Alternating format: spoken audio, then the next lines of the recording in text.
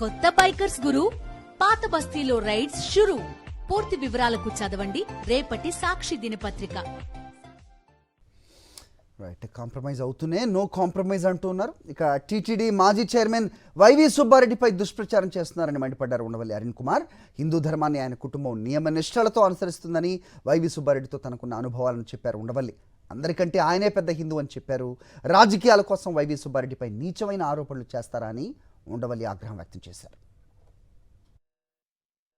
ఇప్పుడు ఎందుకు సుబ్బారెడ్డి ఉన్నాడు? ఇప్పుడు జగన్మోహన్ రెడ్డికి చిన్నాను కాబట్టి సుబ్బారెడ్డి కూడా క్రిస్టియనే లెక్కట తెగ పెట్టేస్తున్నారు. అసలు సుబ్బారెడ్డి అనేవాడు నాకన్నా పెద్ద హిందువు. సుబ్బారెడ్డి భార్య అయితే ఆ పొద్దున్నే వాళ్ళ ఇంట్లో నల్లా ఉంటుంది, ఆ నల్లావుకు దండం పెట్టుకుని కానీ ఆవిడ ఏ పని చేయదు.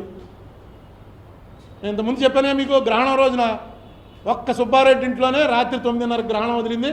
గ్రహణ స్నానం చేసి ఆ తర్వాత వంట చేసుకుని ఢిల్లీలో భార్య అక్కడ లేదు, తను ఒక్కడే ఉన్నాడు.